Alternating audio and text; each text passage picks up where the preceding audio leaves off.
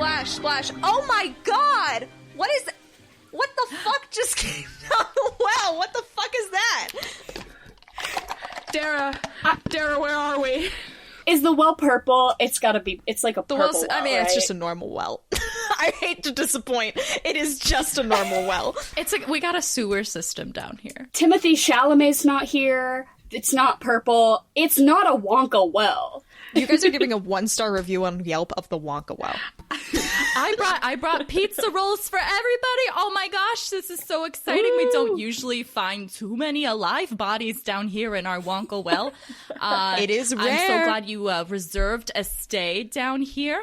Mm-hmm. I will say... Well, it's great that you guys are here because we were just about to do our first time showing of the Roald Dahl classic screenplay, Chitty Chitty Bang Bang. So it's almost like we're being held in this well hostage now, because that movie is pushing 3 hours. So you won't be allowed to leave until you watch the movie. We'll roll you guys back up in a bucket when this is done, but you are going to need to sit here through Dick Van Dyke's 2 hours of bold movements. I will say, he's been on my mind since we watched that film. When he's dancing with that bamboo, I gotta say, yeah, that really did something for me. There was something there.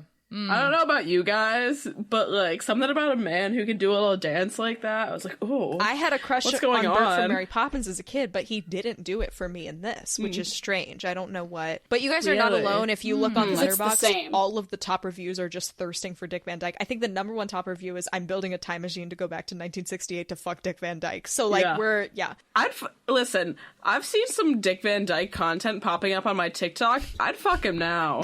He is like he's a spry 96 years old. 97. 97!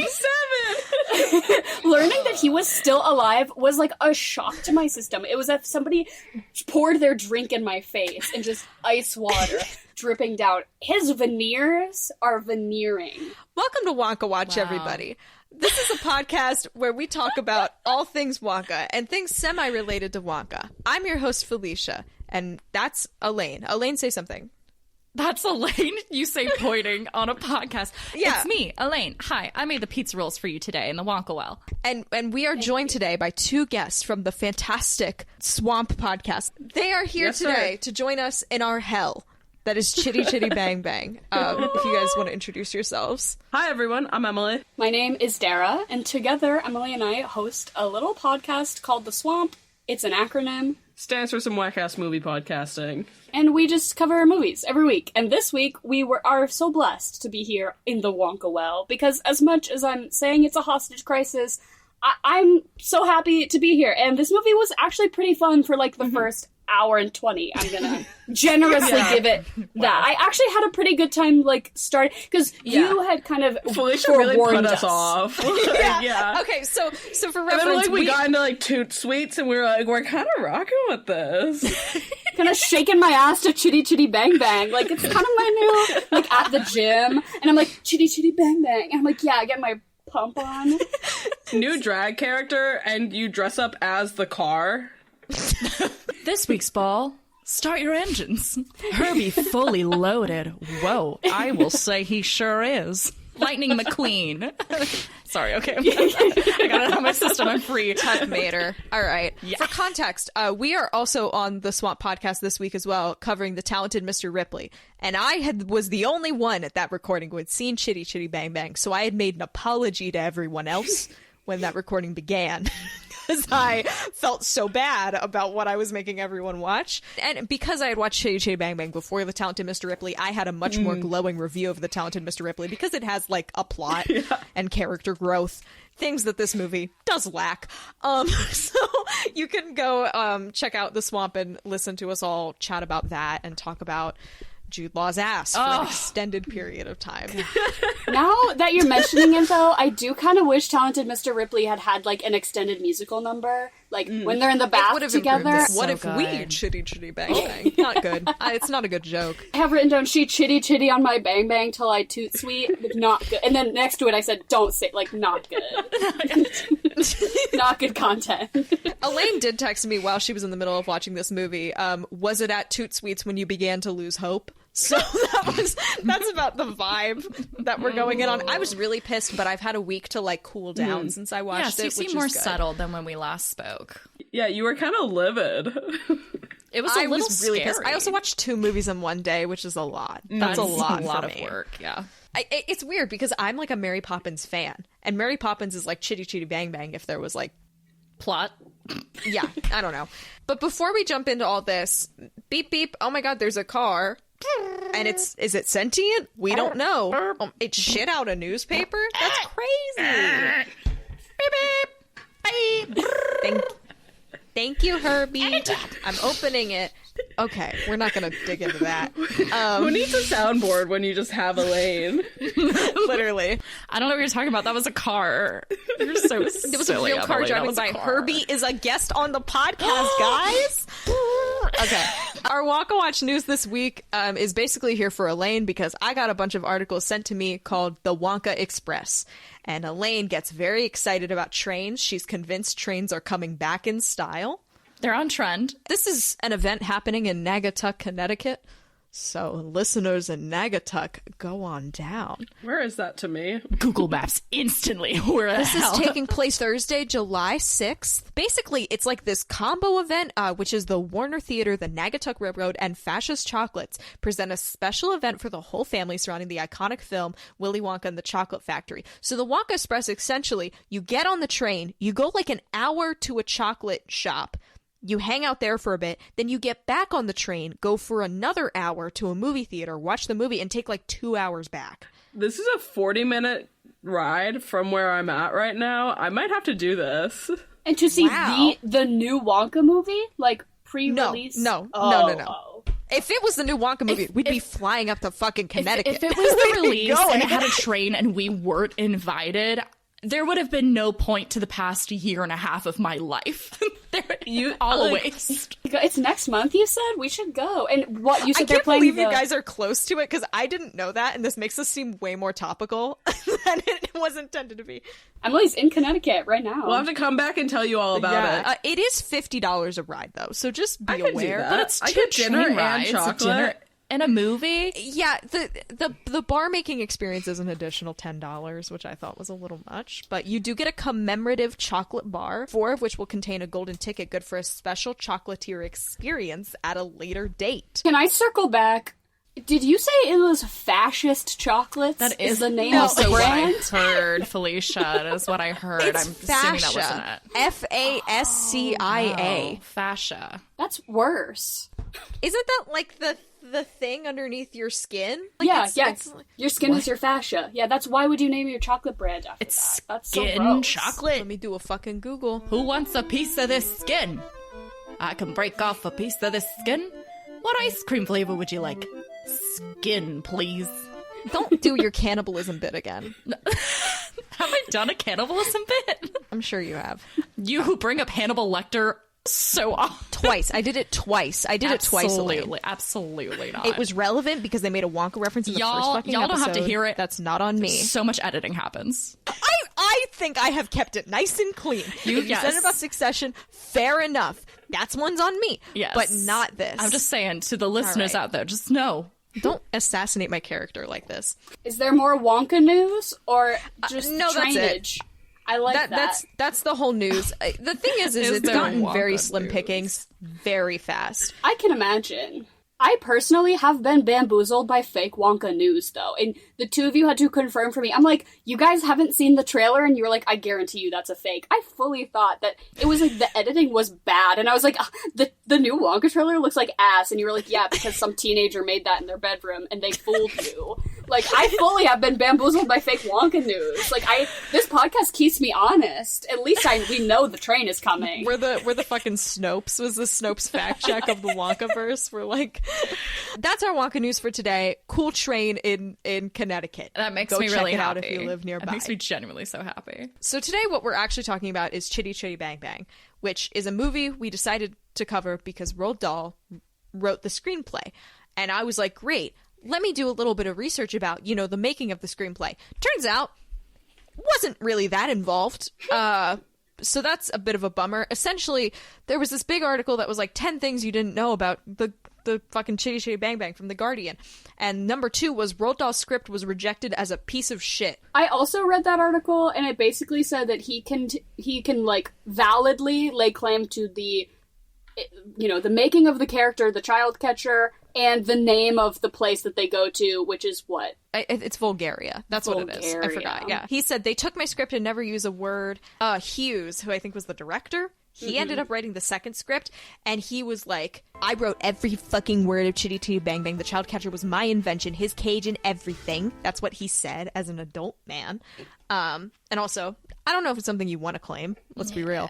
But so this guy, basically, it's actually a big debate, and I ended up reading a whole scholarly article about who actually wrote The Child Catcher. There's a great article debating the origins of it from Adrian Schrober, published in The Lion and the Unicorn. It is locked access, and I had to read it through my grad school account. So, if you're in college, highly recommend and can get it through your library. Great read. I'm sorry to everyone else. All our Wonka scholars out there. That's why we were supposed to do this. So I thought, like, oh, great, Roald Dahl original. Turns out he did, like, maybe 2 things. So this is, like, half related, but hey, you know what? It's still fine. We've gone through most of the shit at this point. Why not? It feels like he touched it. To me, knowing what little I do know about him, the candy factory age of it all, and the child catcher seems kind of raw. I keep saying Roald. Is that wrong? It's Roald? It's Roald. Roald Dahl. Well, okay, no. It's technically pronounced Rual. That's worse. We don't do that. It's Norwegian, apparently. But if I felt the vibes were there, It totally. Yeah, he definitely, like you said, he caressed it. There was a touch there. We're going to go through the movie chronologically. Released in 1968. The opening credits roll, and they are so long. They're so fucking long. How many car races 4 do we have to cycle through the same footage of? I'm like, are they using the same footage? I'm so dense. It took me a while to realize that it was. I'm like, is it the same race over and over? And Emily's like, no, you idiot, time is passing. And I was like, oh. The first 30 seconds is just a black screen with car noises, and I thought, like, my thing was broken, and I refreshed it so many times, and I was like, what the fuck? And then I just, like, fast forwarded, and I was like, what the shit? Were you giving me the ambiance of what a fucking car sounds like in the dark? What? It made no sense. It didn't do anything. That's when I first got pissed.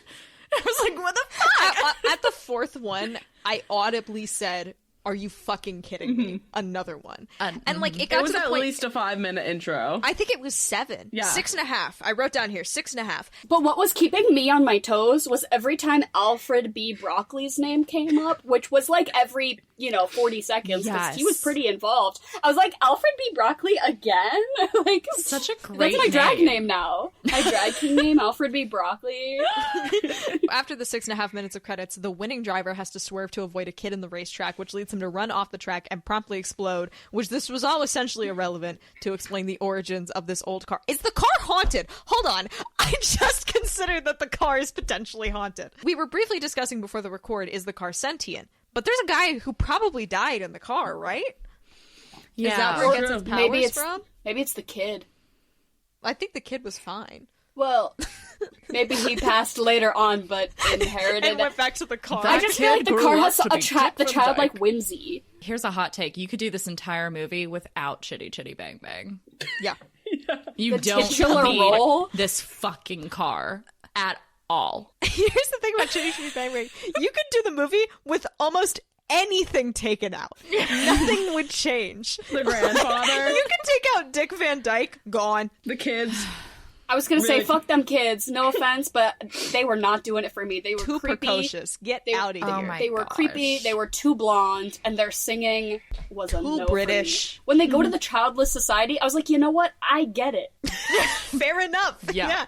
Here's my thing about them being too British, is that they're so British, but in this movie, they looked at Dick Van Dyke and they were like, we don't even want you to try. You can just be American this time. It's okay. I did research into it, and Dick Van Dyke only signed on to the movie assuming he was able to not do a British accent the whole time. He refused. He was like, I will not fucking do it, which like for the best. But I was like, okay, fair enough. You know what? Maybe they go to a British school, and then the grandpa comes in, and I'm like, okay, so you're British too. What's going on? And I guess maybe it could be, I don't know. We did have a stretch there, though. We did have a stretch where like there were a lot of movies that would take place outside of America, but the main character would always be American. Like Three Musketeers comes to mind. D'Artagnan, full on like Texas American. Everyone else is French or British, and he's like, hey, it's me, D'Artagnan. So I feel like it kind of fits that era too, where everyone's like, fuck it. They saw Mary Poppins and they were like, the dancing we love. Keep that. Bring that energy. That British accent, though, we're going to need you to leave that in 1964. Okay, so we do a time jump, and we're at the Mr. Coggins garage. And I wrote this down because I thought it would be important. It wasn't. It never comes back. So one guy's trying to buy the car to melt it down, but the kids believe that the car is special, and he will be guilty of murder if he melts down the car, which was an odd line from the children that I wanted to point out. And then we meet Truly Scrumptious. That's another drag name. It really is. She reminded me of Lady Jefferson in the VHS tape musical 1776. You know? You can speak your truth, Elaine. You lost me. Oh, she had a big crush on Thomas Jefferson from 1776, the musical, which is why she's getting bashful. It's my childhood crush. I would like to clarify my childhood crush. We meet Truly Scrumptious because she almost runs the kids over. She keeps running into this pond with her car. And also the cars look so fucking goofy in this. I don't know. Just get a roof. Personal. She keeps driving them into the pond, and then she takes the kids home. This is where Dick Van Dyke is introduced, which you guys had feelings about. Yeah, absolutely. It wasn't until the dancing. Yeah. Okay. We'll come back to this. So he's trying to use rockets to fly. He gets absolutely decimated by them. It looks like a horror movie sequence. And they kind of just brush her off, and they run back in the house. And then this fucking guy just does a weird walk to the outhouse. No clue who that is. I wrote in my notes. Turns out that's their grandpa. Didn't know that for a while.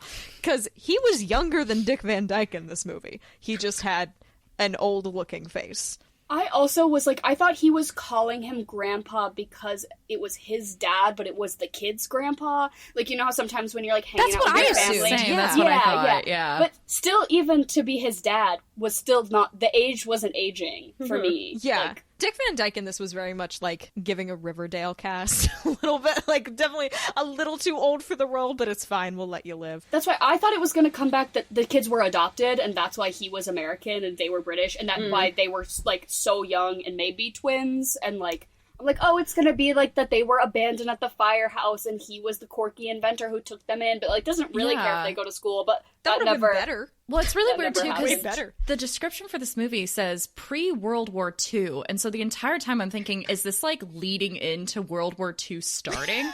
And that was how the entire time I was watching this movie, I was waiting for the twist. And we'll talk about it soon later, because we kind of talked about it before, but there were elements when I got like, shit, it is happening. It's happening. Shirley goes inside the house. She sees... also, Dick Van Dyke's name is Caraticus Potts, and I just need to... I called him Cactus in my head. It was too hard. Yeah. He shows her his sweet making machine, and then he just gets like really pissed at her, telling him how to raise his kids, and then he helps her with her car, and then yells "women" really loud, which is a big 1960s film moment. It's fantastic. Their house was very much giving me like the Bucket Family Shack upgraded edition. Yes. The 2.0 model. I fucking forgot about this. He starts getting insecure, and he asked his kids, "Do you think your father's a crackpot?" Like, no, Dad, you're so unique and quirky. Like, no one else could do this bullshit. So that was fun. Make us a sausage and a singular egg for dinner, please. Our favorite. Use your Rube Goldberg to whip us up a singular sausage. I did love that. Yeah. Which I was very excited because I predicted very early in the podcast that Wonka would have a Rube Goldberg machine to make his parents breakfast. And Elaine was like, "What are you talking about? This shit is Felicia, what I was talking no about. Joke. Exactly this." Yeah. No joke. I saw that happen. I rolled my eyes, and I was like, Felicia's gonna fucking lose her mind. I love a Rube Goldberg machine.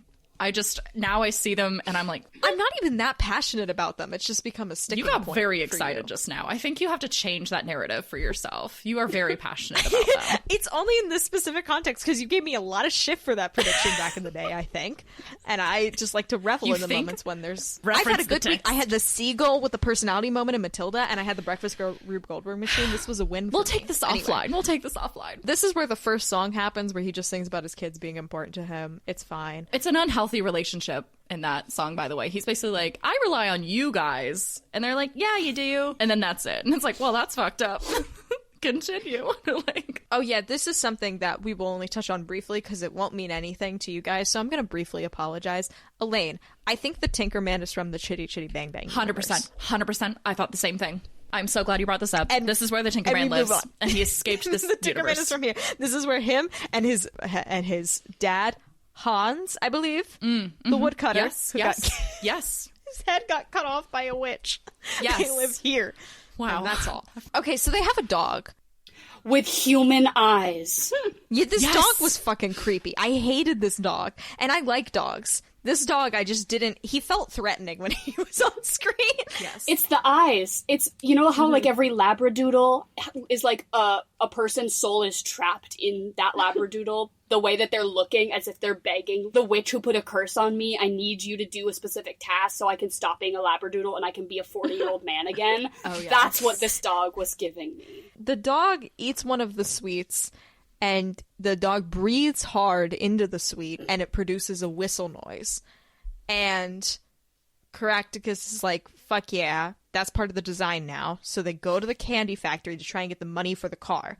And whoopsies, oh no, Truly is the daughter of Lord Scrumptious, the local candy magnate, and she gets them an appointment. She forgives him very easily. They left on Yeah. really bad terms, and suddenly she's like, I'll help you get some business. I'm like, what the fuck? That makes no sense. Yeah, I wrote in a note here, Truly joins in, unsure as to why. Because I'm like, why would she? This is where Toot Sweets happens, which is him just pitching this candy and essentially harassing the factory owner around. Sweets. And his own kids like shit on him. They're like, you're not good at this, Dad. Mm-hmm. You fucking suck at pitching your shit. Dick Van Dyke would die on Shark Tank. Immediately into the Absolutely. Shark Tank. I'm Immediately out. devoured by a hammerhead. But as soon as the guy eats one, when Dick Van Dyke like fucking unceremoniously shoves one in his mouth and knocks a tooth out, he gets one over, and then we get a 2-minute candy factory dance sequence. Oh, I love it. I didn't hate it. I kind of enjoyed it. This is where it got really wonky-y for me, where I was like, Yes. this is the tie-in, which then Yeah. post-learning that it really wasn't a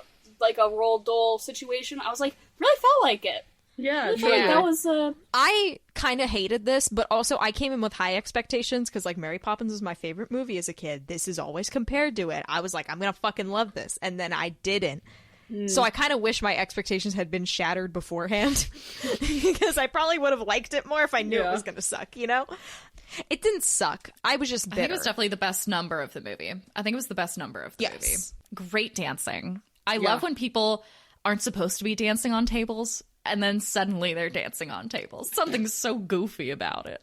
Little goofy. OSHA is non-existent. In Oh, candy OSHA factory. better gone. don't. And the dogs just run in. I'm like, you have Yeah, no oh my God, security yeah. system. Yeah, the So the dogs. whistles are dog whistles, and all the dogs from the town come in. What doors do they have open? There's no fucking way, now that I'm thinking about it. I guess maybe like a packing bay or something. It's the labradoodles with the human eyes. It can like turn the doors. They have opposable thumbs. Yeah, they have thumbs they in this stand on universe. 2 legs, and They wore trench coats. No one knew. and they eat all the candy, which like no way these dogs are okay. No, Like they there's probably gotta be all something that's died, not but cool. Rest Yeah. in peace to every dog. And their dog Edison gets covered in pink candy in the scene, and I saw it briefly, and I genuinely thought his face had been mauled. Like I thought he was covered in gore, and I was like, Jesus! And then I realized he just like got his face full of cotton candy, and it was really embarrassing. But honestly, that would have spiced things up. That would have would added a little have. drama. I mean, The dog got fucking mauled in the Yeah. Toot Sweet song. So the dad goes back home. The pitch is fucked at this point, and he's like, "Hey kids, I'm sorry to tell you, we don't have money for the car." And the kids are like, "No problem. Just Also out of sell character. our toys." And I'm like, "Why didn't you bring this up in the first place?" Yeah. I'm like, maybe they should be in school. And then you get the song "Hushabye Mountain," which I feel like songs were just like musicals were contractually obligated to have a song like this. Like this is the "Cheer Up Charlie," Yes. the sleep song from Mary Poppins. I Was it 2.5x legal? speed went through it, so Yeah. As you there was no should. point. You sped it up and like it kind of slapped. The sped up version on TikTok is gonna go so viral. Dick Van Dyke, Hush It by Mountain Nightcore remix. Yeah. So then we go to a big fair, and he's trying to get people to use his automatic hair cutting machine, and he fucks it up so bad. One guy's hair gets caught on fire, and then people start chasing him out of the fair. Which, why couldn't he have just sold his candy? Like, I know he can get a trademark to make giant stuff, but like, if you're just going to a local fair, like, people have local goods they That's a bring. really good point, He could yeah. have just been like, okay, Yeah. fuck it, 10 cents for a little whistle. So candy. true. Candy at a fair makes sense. Haircut at a fair? Yeah. Absolutely no sense. Right by like a And also, like, merry-go-round throw thing a or whistle, something. too. That would go nuts. Yeah, that's Are a you kidding fantastic me? point. Idiot. But he's getting chased, but then he starts dancing, and everyone's like, hold up. He's Let me making have a a great moment. point. Let's give him money. No, like, literally, this is also, like, an hour into the movie at this point, I think. It's so, like, nothing has happened. The hero's journey has been torn up, ripped to shreds, and mauled by the dogs. There's no plot anymore. During the chase, he ends up joining into the number, the old bamboo. Escape. And this was the best performance for me. I did enjoy. It was really If you will entertain me for a moment, I'd like to take you on a journey, because Yes. this musical number unlocked what I think could be a career-changing move for Tom Holland. Yes. So I think this movie really made me reevaluate some things. And we all know that Tom Holland is not that good of an actor. He can do backflips, and that's why he's Spider-Man, and he's cute and British and quirky, and that's great. But everything serious he's ever been in, and I've watched it because I want to support him, but he's not good. He can't act, and that's why he wasn't Wonka. He didn't get the Wonka part because they said it was going to be him or it was going to be Timmy, which, like, okay. When that news came out, I was like, not cast neither of them. Why are we doing young Wonka? But that is... well, trust me, I know the feeling well, because that's why we're here. yes, that's sort of... But so I think Tom Holland, as soon as Dick Van Dyke started getting on that bamboo, I was like pulling up videos of Tom Holland doing ballet to show Emily, because I was like, if his agent knew what was what, It's if so his agent good. knew, they would put him in silly little goofy little musical movies, and he would fucking kill. He would kill. Exactly. They keep being like, he's you need to so play a good. serial killer. You need to prove that you're more than Spider. No! Let the boy twirl. Let him twirl. Yes. He's This got is those what I feminine want. little hips. Like, let him use them. And this is Dick Van Dyke just twirling around, being the biggest movie star of, the time. I'm like, that could be Tom Holland, but his agents Well, that's what I'm saying. aren't letting him thrive. Like, this made me feel... Get him into the movie musical industrial complex. Yes. make him work. This made me feel, like, so feral in a way that, like, men don't dance like this anymore, you know what I mean? Like, That is yes, true. it's so Which true. is such a shame, because it's so artful and so, like, impressive. Like, seeing the shit that they were doing with their bodies, I was like, literally how? I have Men no idea. do All we better. get these days are... This is when like, men were men. Yeah. When they were This is when dancing on truly bamboo poles. Real men But, like, dance with all- bamboo. All we get is, like, Channing Tatum and Step Up and Magic Mike. It's not enough. I don't It's want just a that. potato, we need I like... want my little femboy to be dancing with his bamboo. I want No Tom one Holland. in the fucking world is called Dick Van Dyke a femboy. I just want to take a moment to pause on that. Dick Van Dyke, dances- femboy. A noted femboy, famed femboy. When he dances, it's not Dick Van Dyke, it's Dick Van Twink. God. But, like, you know what I mean? Like, that really just changed my brain chemistry. I'm like, maybe men are on the table for me.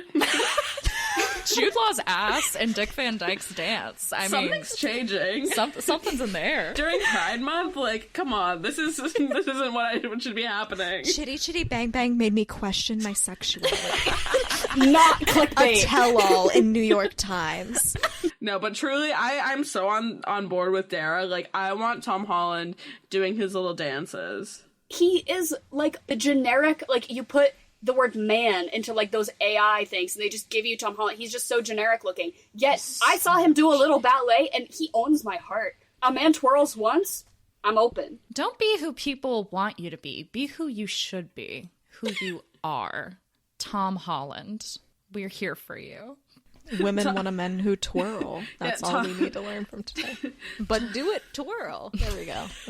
Yeah, Tom, if you're listening, take our advice. Hey, Tom. Well, he just announced that he's taking a 1-year break saw. from acting, and everyone's like, "When'd you start?" Damn. Which is, but no man has ever been designed to be a stay-at-home husband more than Tom Holland. Yes. He's gonna get a garden. They're gonna get so some. right. This is basically what One Direction did. Like, he's like, I'm going on a hiatus, and then he's never going to return, and him and Zendaya are just going to have the most beautiful babies. We're going to see him in 10 years on the Architectural Digest tour. Of Zendaya's The home. tiles he got from Italy. He's just like in the background while Zendaya's talking, and she's like, "Oh yeah, that's my husband. You might remember him." He's making little macarons. I did want to point out a specific lyric. I don't know if I want to say this because this is fucking foul. This is so bad. There's one point where I thought he pointed at his crotch during the lyrics "Ready Sword," and I was like, Jesus fucking, that can't be in the movie. Probably. But it turned out he was pointing at the side of his hip where a scabbard would be. However, still felt a little bit pushing the boundaries. Again, I'm not mad about it. This movie's rated G, and there's some non-G content in here, as we will perhaps get into. Chuchi face. Yeah, the fucking Chuchi face. I forgot about Chuchi face. She's in lingerie. Which also sounds like a Drag Race Italy contestant, yeah, but it's Chuchi fine. face. Also, I just think Caractacus should just go into musical theater at this point, because he's so fucking good at performing Old Bamboo that a shit ton of people just give him money as tips. Right? He keeps not doing the things that would definitely make him money that he's good at. Sell your candy and do your little dance. He's just like me for real. I mean, we get a quirky inventor sequence where he works on the car, and now we get the titular song, Chitty Chitty Bang Bang. I was shaking my ass. I'm not gonna lie. For real. It was good. It was good. It gets stuck in your There was head. a very staccato feel. It's also essentially a love song to the car. Which, at this moment, I really, because I think I watched this movie as a kid, like, on VHS, but, like, no, like, in one ear, out the other kind of business.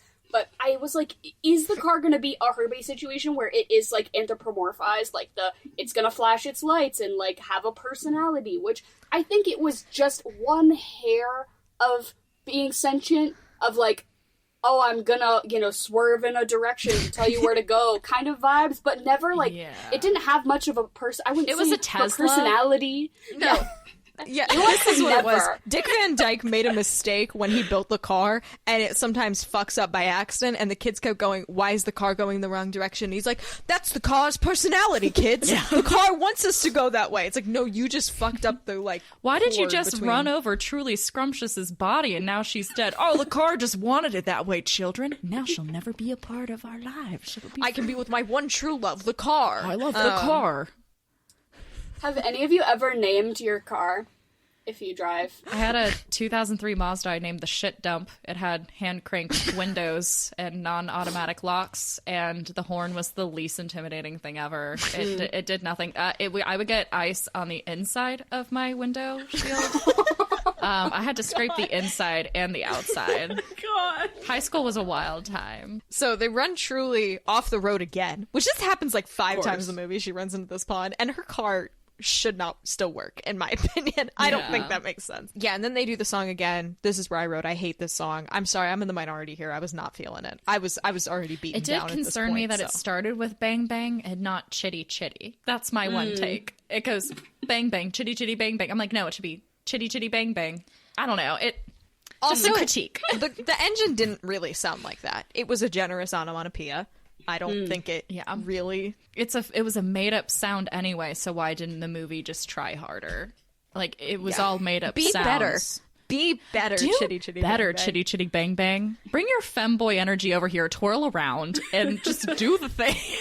Do your pole dance. Do your little pole dance, Chitty Chitty Bang It's Bang. like when my car is making a noise, I just turn up the volume on my music so that I don't hear it, so that I don't think about having to go to the mechanic. It's like the car is making a noise and the kids are like, Dad, this car is making some weird noises. And he's like, let's sing a song about it. Like, let's not That's worry her personality, kids. It's not No, broken. You fucked It's up. purposeful, like me. The reason he tells him a story for an hour and a half on the beach in the car is because he can't get it started. That's what the engine heat up. And he's like, the whole time he's like tinkering around. He's like, now don't look at this, kids. I'm focusing. And then she sings a song, Choo Choo Face. He's like, the flooding the engine. I don't know how cars work. Yeah, the car's in pieces on the beach. Oh my God. Yeah, so this is like the last part of plot, because after this it just goes off the fucking rails. They go to the beach. And Truly joined them with the kids and Dick Van Dyke to do a little picnic. Yeah, she's basically their mom now. Oh, Yeah, and I which wanted is to I added this on the soundboard, and I played this for you guys earlier. But there's a moment where they are laughing, which sounds like a horror movie and like they just killed someone. So I'm just going to play it real quick.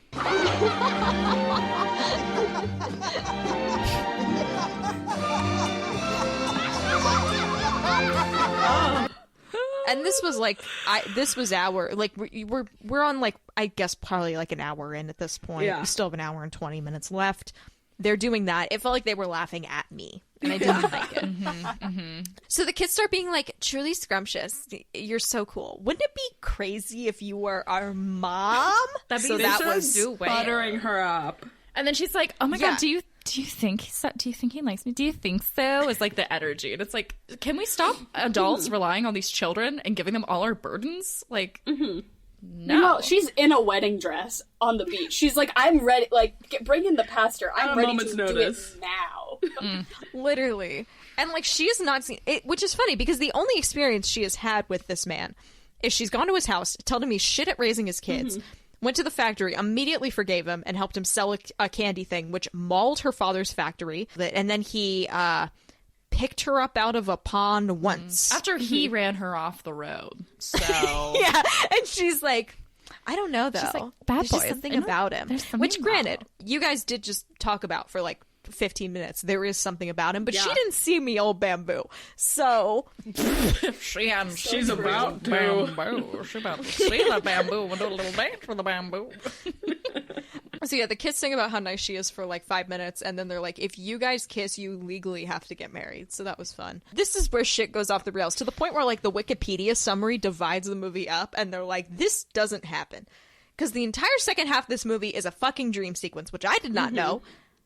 Me either. Yeah. I felt so stupid reading the Wikipedia. It was like, and then he starts to tell a story, and all the rest of the movie is not real. And I was like, yeah, no wonder. As soon as the car started to fly, they're like, this is where it gets fictional. Like, duh. See, and I think it's Yeah, awful so that they the didn't. actual plot, Yeah. nothing else happens technically after this point. This is just an extended fantasy sequence. It's very much got the 2 15-minute cartoon episodes plotline. It's like not even really. So the kids ask him to tell a story about pirates, and I don't know. So he points out a ship owned by the evil Baron Baumhurst of Bulgaria who wants to steal the car. And the tide has come in, and now the car is surrounded by water, but then, surprise, the car has an inflatable flotation device summoned by the car's magic. Elon Musk, take notes. The car gets back on land, and they drive off, and the Baron sends 2 spies. What the fuck was with the spies? Can we talk about the spies? Because what was that? I enjoyed spies were in, them, like, and they did not tubes get it for a bit. They needed. It was amazing. There needed to be more of them. It was very like Charlie Chaplin. Like, oh, hee, we're setting up we're doing silent movie stuff. Oh, we're gonna blow up the thing. Oh, it didn't work. We're gonna move over here now. Which was like, yeah, kind of fun, but like didn't really matter. They were in a Roadrunner. Yeah. Yes. Like they were in Exactly. Roadrunner. They were in a different movie than the rest of it. So then this is the weird part. So on the car ride home, Truly sings a song about how she's falling in love with Caractacus after a day. And she's like, I've only known him for so long, but there's just something about him. But if this is Caractacus' story, is he making her do this? So I also was, when she does that long song about, I'm imagining him telling his kids, like, and then she sings a song about how bad she wants me. And she's just so forlorn. And she wants me so bad. And then, not to get ahead of ourselves, but once he ends the story, the kids are like, can she be our mom? And he's like, kids, awkward. Don't bring it up. And I'm like, in this story, you're basically being like, and we are so in love. And she fucking loves me, she wants me, but I'm an alpha male. I'm an independent man who's also a femboy, and I don't take people's shit. I don't need no woman. I was just thinking, like, what if this was actually World War II and these two children were like the little London children sent off to the countryside, but they've been left all by themselves, and so they've imagined this entire world with a family and a father that's not real, and coming across a mother, but really they're just on this poor deserted farmland with nothing. Oh my god, Elaine. There it is. There's the spice we can hold on to. Yeah. The spies end up going to the Potts house, and they accidentally kidnap the grandpa, and they end up lifting up the entire, like, outhouse to transport him back to Bulgaria, which he does. Okay, I do want to... The one bit that did get me is when the grandpa gets changed into different outfits and pretends he's going to different countries when he's going to shit in the outhouse. Yeah. Exactly. He's so me. I'm off to Alaska. And I was like, I love that. I'm going to say that from now on. I actually want to steal the bit. Me stealing a bit from Chitty Chitty Bang Bang. Wow. So then they lift up the entire outhouse hut thing to transport him back to Bulgaria, and the kids see this in the sky, and they're like, obviously that's Grandpa.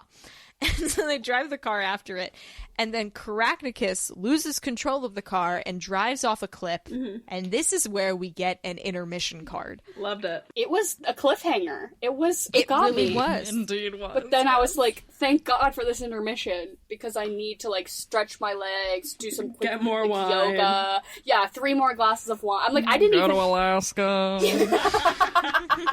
We did not buzz through the intermission. We sat through the canonical time of the whole intermission, because we're like, we can't do this anymore. Like, I truly It's only did like need a 5 break. minutes. It's not that long. Yeah, not I terrible. agree, though, that any movie over 220 should, to this day, get an intermission, especially in the theaters. If I'm gonna sit for James Cameron, if I'm gonna sit for 4 hours for Really? Avatar, let me pee in the middle so I don't miss the whale breaching or something. Right. And the fact that this is a kid's movie, what kid's going to sit for 2.5 hours, even with an intermission? In what world? In what world did I do it? I didn't. I 2x speeded it. So I just don't know how... Anyway, let it go, Elaine. The noise and this whole thing, when they fall off the cliff, I don't know if this is going to hit for anybody, but I'm going to say it anyway, because it'll hit for one person. It very much reminded me of the Mac and Me clip Paul Rudd brings on every time he's on Conan. Yes! Okay, good. Yes! The noise of it, and the whole tone of it, very much had the same vibe as that to me. That's my Mandela effect movie that, like, makes me feel like the whole world gaslit me into thinking that it wasn't real, because every time I've ever brought up Mac and Me, everyone's like, that's E.T. And I'm like, no, you don't know. It's straight to DVD E.T. And we watched that at my house, like, every week. We were a Mac and Me household. And I've never heard another person say it until this day right now. I don't even know what you're talking about with Paul Rudd. I don't even know what that is. Oh my gosh. You'll enjoy it. Look it up later. Basically, every time Paul Rudd's on Conan O'Brien, he's like, I have a clip to show for my movie, and he just brings on a singular clip of Mac and Me every time. Mm-hmm. That's it. That's the whole bit. It's good. Mm-hmm. I haven't seen the movie. I've just seen that a few times. So It's just E.T. E.T. It's just E.T. He blows gum instead of eats Reese's Pieces. It's pretty 1-to-1. Oh my god. yeah. But okay, we're back from intermission, and don't worry, guys. The car can sprout wings and fly. Wow. So do not fear. My notes get more sparse from here on out, so this is not going to take super long, because I stopped giving a shit. I also stopped taking notes. The last note I have was, a childless society, kind of slay, which is exactly what happens after this, is that they go to Bulgaria? Yeah, we get a song from the grandpa called The Posh Posh Traveling Life, where the grandpa just sings while floating in the door fully open to his outhouse. He does not give a shit. The grandpa goes to the castle of Bulgaria. The mistake is realized that he's not the famous inventor Caractacus Potts, because that's who they wanted, but grandpa tries to invent something anyway, and then the Baron gets on this, like, weird fucking toy horse. Can we talk about that? The Do you Baron's remember? like really into the toys. Like Yeah, he's, like, Burgermeister, infantilized. Meister Burger. That devil. That handsome devil. Burgermeister. From Santa Claus is coming to town, the claymation movie for Christmas. Yeah. Or Here Comes Santa Claus, one of those. It's his origin story, and Burgermeister Meister Burger is in charge of this little German town, and he hates toys. Burgermeister Meister Burger. Anyway. Uh-huh. You He reference loves this a lot. toys. Is this the same thing with Kubla Kraus in it? Same genre, but not the same movie. Kubla Kraus. It's funny because I'm the one that likes this type of stuff, and you're the claymation knowledge person. Weirdly. He wants the grandpa to make a car float and do all the shit that Chitty Chitty Bang Bang can. And then I wrote here that this makes Charlie and the Chocolate Factory's plot seem tight. A few weeks ago, we watched Matilda on this podcast, and we were like, it's so joyous to watch a movie that's not Charlie and the Chocolate Factory, not the same plot. Like, we enjoyed it mostly because it was such a gift in the sea of things we have to watch. This did not make me feel that way, and we kind of hypothesized maybe any plot that's not Charlie and the Chocolate Factory is enjoyable for us. No, that is not the case. I stand corrected. I apologize. I hated this. This is where I started to get mad, Felicia, and I really understood you. Because it was, like, painful to try and keep my attention to the screen once we hit post-intermission. Because we had been drinking wine, but also because actually nothing was happening. Like, reading the Wikipedia, I was like, oh, we were right. There was nothing to pay attention to. But it like, should have been exciting. We were going to, like, this version of Genovia, essentially. We were going to a cool European town with this king who loves toys and all this stuff, and they somehow made it so boring. That's the sad part. The main characters aren't even in it anymore. You might as well be watching a bunch of CPAs at work. I don't know. It was just like, really. Loves toys, hates kids. Well, he only hates kids because his wife hates kids. He's a 10, but he hates toys. Or he loves toys. He loves toys, but he hates kids. He's a 4. He's a 10, and he twirls, and he pole dances. His car can fly. Women only want high-value men. Men who can do a little twirl. Men who have a car that flies and a car that floats and tell long-winded stories that don't amount to anything and have a low-quality sweet brand. High-quality men attract high-quality women. So then you get the roses of success. This song sucked. It's just the grandpa and the Vulcarian inventors trying to build a car through a long song.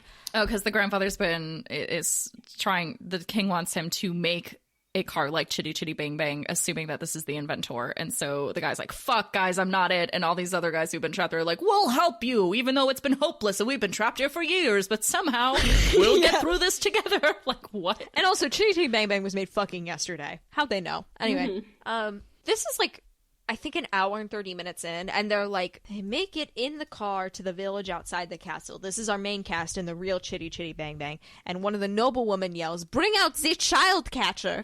So that guy finally shows up. And I wanted to note here, the child catcher is played by Robert Helpman, which was only exciting because he is the ballet man whose trousers are referenced in Gene Wilder's iconic and passive-aggressive letter to Mel Stewart.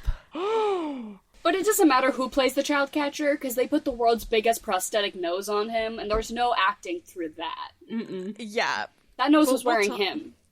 It really was. It really was. Apparently, he wore that nose a lot, because he also played Shylock in, like, the fucking... Oh, no. Yeah, exactly. It's bad. It's not a good... We'll get into that in a minute. So it turns out children are outlawed because Baroness just fucking hates kids. She's kind of real for that. A little valid. Yeah. I'm not mad. I'd visit. Sounds like a nice summer. It's like no kids at the wedding, but like somebody does bring their baby anyway. And then I have to kick them out. Yeah. Sorry, babies. But I was kind of rocking with this until it went full on Anne Frank, and they were like, we're gonna have to hide you in the floorboards. And that's when I think we all were like, is this gonna be an allegory for something much larger than Chitty Chitty Bang Bang? Remember, I thought this, again, pre-World War II, I'm like, this is it. Yep. These children are going through it, and this is their escapism right now, is this story. Yep. Right, and it's like, it has the most basic Holocaust allegory, but then also employs some real anti-Semitic visuals for the child catcher. Yeah. Which I wanted to ask you guys, because I didn't feel comfortable just Googling, was Roald Dahl anti-Semitic? Like, yes. But it's just relatively in his stuff. It seems kind of... I believe that you wrote the child catcher then. I bet if you type in Roald Dahl A, it will autocomplete. Yeah. It's bad. When a Roald Dahl does a racism, or I'm always disappointed but not surprised. It's not. And so from what little knowledge I do have about the book, so the book doesn't have the child catcher, but the story includes that the kids get kidnapped. And I guess that's where they then just took that little bit, and they're like, we're really gonna roll with it and create this whole Vulgaria with this guy. Because the original book, like, Chitty Chitty Bang Bang is like a police. Like, it's like a police car, and they solve crimes. I know. It's both bad. There's no good. Murder, She Wrote. You can only have one. But with Chitty Chitty Bang. They hide in Jack in the Boxes and fool the child catcher. The car gets captured, though. Here's a note I wrote. I hate this movie so much. This is where I stopped to send a message to Elaine about how much I hate it. So that was fun. The Baroness gets ejected out of the car, so everybody is dealing with that. My notes suck. So the king and then is like, oh no, she's flying in the air, and he gets a gun and tries to shoot her down, and then he does shoot through the skirt, so she falls into the lake, and then they're like, oh, she's alive, and he's like, I'll try harder next time, guys, and they all laugh, and he's just trying to kill her constantly, and it's like, what?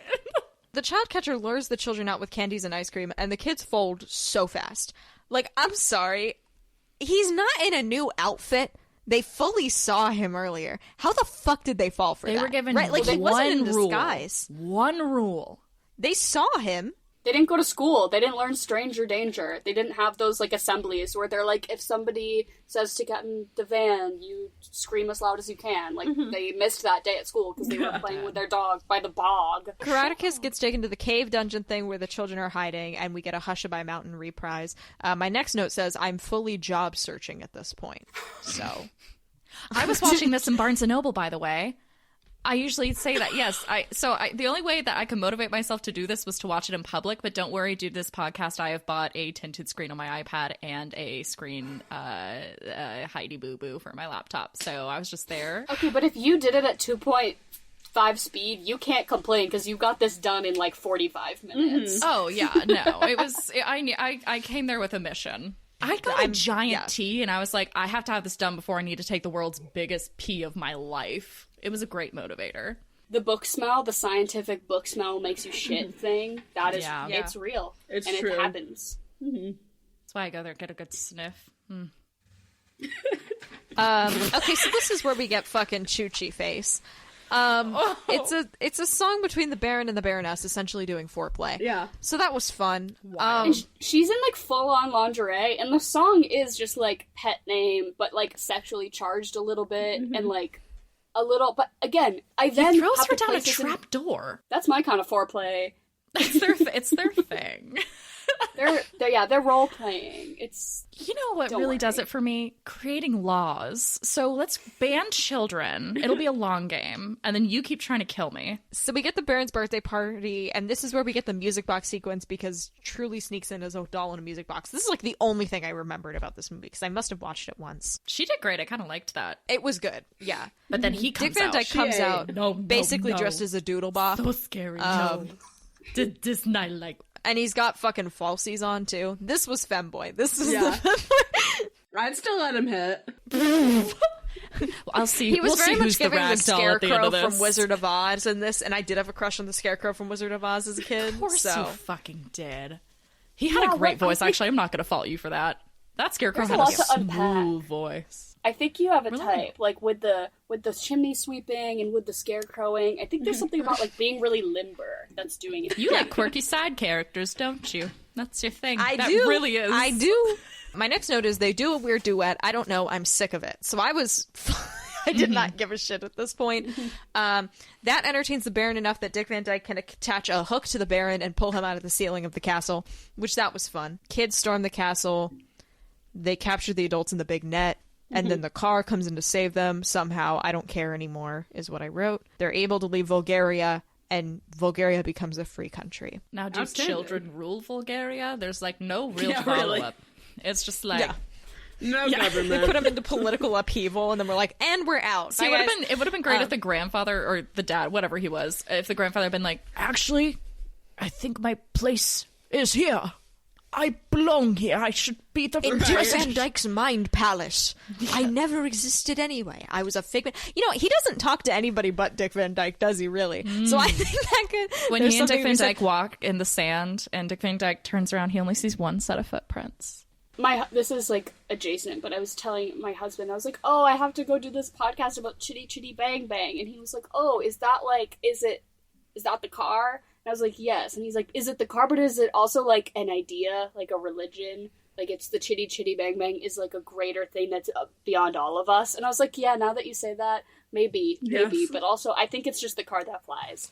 I don't think I it's think it bigger. is just the car. I think normally the answer would be yes to that, but I think for this movie it's not, and that's the problem. It's just the car. Like, that's... The world will go out in a chitty chitty bang bang. So we're back on the beach because that was all a fucking dream. None of that happened. That made me mad. Yeah, it's fucking annoying. Because again, that is like an hour and 20 minutes. Yeah, and it sucked because, like, I knew going at, like, I picked up that it was, like, all very, very fake. And I was like, this is pointless and not as cool. This sucks and is stupid. I am not entertained. Try harder. But then it doesn't really make sense until the car does fly off into the sky, like a la the end of Grease at the end. So I'm like, was it real? Like, is there room for interpretation? Like, really, They're just no. two children leaving the London Blitz. Elaine says we need to take the dream thing further. It needs to go further. Well, it makes sense as a dream sequence, too, because it's like, you know, when you wake up from a dream and you only have, like, 2 or 3 big parts of it, like, in your memory, and the rest is just gaps. And you're like, yeah, okay, that's exactly how this was written. Because getting from one thing to the other thing doesn't make any fucking sense. And everything was illogical. You could take out any plot point in this movie and it wouldn't change. Yeah. Once they get there, the kids are like, so you're our mom now? And Dick Van Dyke gets super awkward about it, and he's like, whoa, like, you cannot say that. Which, again, up until this point, you really have been giving them they're like 6 or 7. They are young. Of course they're gonna think that. But then they go, and he's basically like, I'm poor and corked up. You would have never date a guy like me. Which is so, like, I feel like that is so relevant of, like, guys today would be like, you would never stoop down to my level. Like, you would like, as a you would never get in the dirty fucking pit with me. Never go in the fucking garbage, rubble around in the sewers with me. A garbage man. A little raccoon boy like me, you would never. And but then she's raccoon like, femboy. but then she's basically like, fuck you for, like, putting, you know, that's not your choice. But then her dad is like, I love those dog whistles. You should marry my daughter. He doesn't say that, but that's basically the vibe. It's part of the deal, kind of. Yeah, so, yeah, he gets rich from selling the sweets, which I guess he's just over the dog thing now. He's like, well, we're gonna sell them, but we're gonna market them as dog treats. Oh, that's right. Yeah, he just says, yeah. But that doesn't make any sense, because A, they're candy, and B, I know the dog picked it up and it whistled, but, like, when you give a dog a treat, it's gonna eat it. It's not gonna do the thing. You know what would have been a good marketing test? Is if he brought the fucking candy to the fair. Oh, yeah, and the grandpa and the old guy were, like, war buddies. That's how he gets in. It's all about networking at the end of the day. It's really This is a movie about write a LinkedIn post about this. It's all about who your grandpa fought in World War I with. Yeah. When it comes down to it. So now him and Truly can be together because he's rich. He does no internal growth. He's just like, I'm rich now. Sorry about that. Like, literally 5 minutes later. And he runs off to tell her before he even signs the contract. And they drive past each other on the road. She drives in the pond. They need to put up a fence. She's done this 4 times. Easy fix. He carries her out of the pond and they kiss and all that stuff. And then they get in the car and fly off onto the sunset. But I thought it was fucking weird the kids weren't even in the end of the movie. Because I was like, they're like kind of the protagonist. Yeah. No, I wanted them gone the entire time. Fuck them kids. I didn't like them, but it felt mean to them. Maybe they're having a Narnia moment with Bulgaria, and they, like, lived 30 years of life, and they've just come back and they're reckoning with the fact that they're stuck in, like, 6-year-old bodies, and they have to, like, just wait so long, and the enduring, long-lasting... that just got really depressing. That's your trademark. That kind of brought me down. That is my trademark. Hey, everybody, do you have a certain amount of dopamine? I'm going to scoop it up like a little ice cream and eat it up. You have nothing. Haha. We offer 2 ice cream flavors, skin and dopamine. That's it. We're really modern here at this ice cream shop. What are your guys' overall thoughts on the film? It was just exhausting. Like, I wouldn't mind if you just had me watch the first half. I would give it probably like a 5, but it bumps down to like a 2 after the second half. 5 out of 10? Yeah, honestly. Yeah, out of 10. Okay, I was gonna say, because if it's a 5 out of 5, I was gonna be like, wow. No, I enjoyed the power of that first bamboo half. dance, really. It was a lot, yeah. So magnetic. 3 of those points goes to the old bamboo. It was exhausting. And I don't know if there's just something about my brain that's stunted, or if it's just like a young person thing of, like, my brain cannot process the way that old-timey people speak. So, like, any movie from before, like, I'm gonna say 1970, but, like, really we're getting into it more with, like, the 60s and way the 50s, where they're like, get New York on the horn, blah, blah, blah. I'm like, what are they saying? I put on subtitles and I still was like, this is not processing in my brain. Am I just like stupid? But this movie took so much mental energy that I then just like checked out after 20 minutes. Because I was like, I don't know what they're saying. Am I just feel dumb? like what's so sad is they had actually a really interesting plot up until Toot Sweets. I feel like they really could have turned it. The whole movie could have been, they had like set this up where it's like this guy who can't invent anything right. He finally makes this car. What if people want to like buy the car, Literally. like trademark it, like that would have been a really cool idea. And then like it starts to have magical powers. Now we can't have people have it, but we need money. There's like moral issues here. Do I do it to make my children happy? I need to do what's best for me because he says yes to his kids all the time. Like it could have been a growing moment of I need to step up as a dad. I need to step up as a businessman, believe in myself, but also do fucking better. Like that would have been such a cool thing to watch. And instead I had to fucking watch a man ride a mechanical pony. Yeah. Why was there not a race? I was waiting for the race. I was The whole like, game played by the racer or something. Like I thought the racing character would come back. He could have fucking won the race, got the money for the family, and then the ghost of the car racer comes back. Right, They you're could have right. played And he's around- always in the passenger seat. This could have been A lot Herbie better. Fully Loaded starring Lindsay Lohan is what I... Yes. Truly. Yeah. I wish It Roald could've Dahl been had so written good. that one. When did he die? Herbie? Roald Dahl? Roald Dahl. He came back. I think the 90s. He couldn't have written a 1990. Disney Channel original movie. No, that's not in the cards. That's Bummer. so sad. So that's Chitty Chitty Bang Bang. I had a good time with it, but also I did feel my hatred for it return as I read through the notes. I'm mad now. I'm like a little agitated talking about this. Yeah, I'm now. a little depressed, but I kind of did Yeah. it to myself, to be fair. So you know what? We'll get us out of the pit. And let's talk about our Wonka prequel predictions. This might not be a prediction, but I'm like trying to manifest it. Timmy butt, yes. just full bare butt. No. But Is it going to be rated R? Do we know this? No. Do we know the Well, rating? PG. It's for PG? children. It's not like dark and edgy and for No, adults. it's No. it's made by the people who made Paddington. It's not dark. I knew that, but it could get dark. he's I a mean, little sassy. He's a at little least sassy. poignant. Timothy Chalamet said in an interview, he said, "I'm making it for uncynical young audiences," and it felt like a call-out post to me specifically. Damn it. It was rough. It was Okay, rough. no Timmy butt. I think the Oompa Loompas are still gonna end up being like racist because how can you not do that racist? It's gonna be a fun. Yeah, they're trying making it really played by hard. Hugh Grant.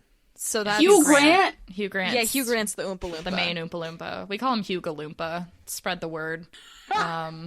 If Hugo Loompa doesn't catch on, or someone else comes up with Hugo Loompa and tries to claim it, we're gonna be real pissed. 'cause we That will started back in piss me off the June of most. last year. Yes, we've been working with Hugo Loompa. It's so stupid because we're so fucking bitter about it because like there became a bunch of news and they were like, surprise, Hugh Grant's playing an Oompa Loompa, and they were like, if you did your fucking research, you would have known that a goddamn year ago. And I'm like, look harder. how is this not how are people not losing their minds over it? It's an interesting choice. There's some things that plot-wise have been implied that seem like they're doing a different take on it that has potential, but it's always going to be iffy. So I agree. Yeah. My two. One is pretty vague.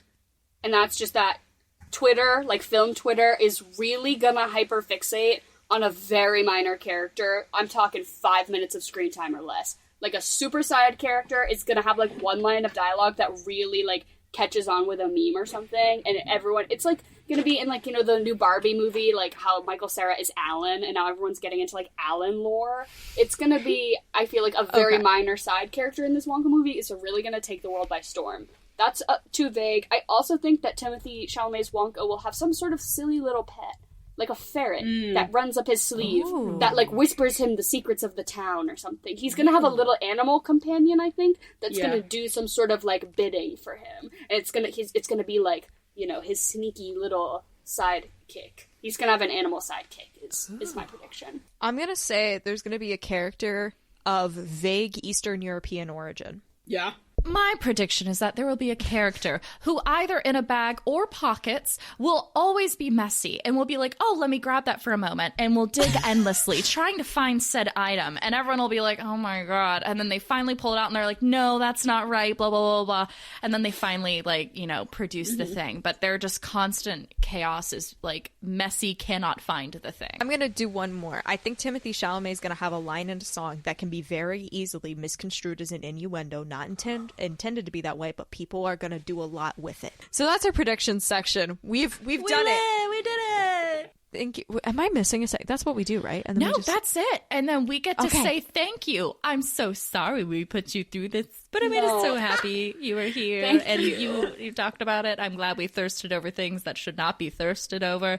I'm glad that things got more depressing. Oh my gosh, always. I hope you enjoyed the pizza rolls. We'll untie you now from your chairs. Thank you. Yeah. Honestly, I feel like now I have a new, like, talking point with old people that I didn't before. Like, I know that if I really need to connect to somebody in the, like, the greatest generation, that I could talk about Chitty Chitty Bang Bang for arguably 2 hours. Yeah.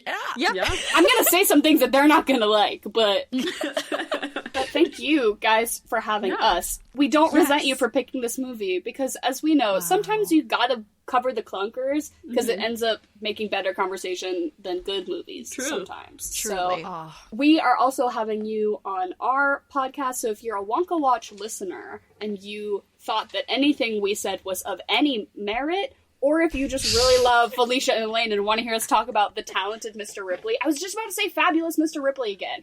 It's fabulous. But the episode is fabulous. You'll also get to hear Elaine's hot takes on peanut M&Ms. She got very involved in the chocolate or vanilla segment. Wow. In a major way. So wild. So scoot on out of the well and over to the swamp just down the road, and that's where we're all hanging out next to talk about that, so go listen to that. All the links will be in the description. Thank you so much, everybody, for listening.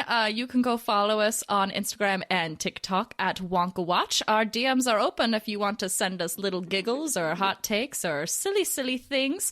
You also can email us if you feel a little old-fashioned and want to send, I don't know, more joyous things or your concerns, as always, concerns, at wonkarapture@gmail.com.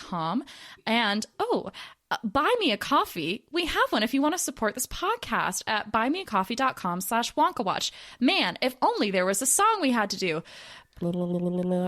Hello, this is Elaine and Felicia from, like, the past, kind of, here to bring you the Buy Me a Coffee songs of the week. We have 2 messages from 2 new lovely members. Our first one is Alice, and they wrote, Fickle Grubber, I hardly know her. So thank you. That was great. Really enjoyed that. Yes. And then the other person we are honoring today is Bridget. And Bridget's message says, I think I'm the 3rd Bridget to support this podcast, which is statistically wild. Do all Bridgets have great taste, or are we just drawn to Wonka? I started listening a month ago and somehow found myself close to caught up on past episodes. You two are an absolute delight to listen to. Keep on being awesome. And thank you, Bridget. And also thank you to all the other Bridgets, because apparently we got a whole fucking gaggle of Bridgets. Y'all are officially the Bridget Brigade. Because, like, Bridget is a little hard to rhyme with. Yeah. And I was like, I've done this twice. And I was like, maybe it was the same person, but it is 3 different Bridgets. 3 Bridgets. The Bridget Brigade. Glad to be a resource for the Bridget community. Wow, I know. That's a real honor. Thank you guys for considering this a safe space to be a Bridget. In the town you see 1, no 2, no 3 Bridgets. The newest recruit comes to the circle with her cloak and candle.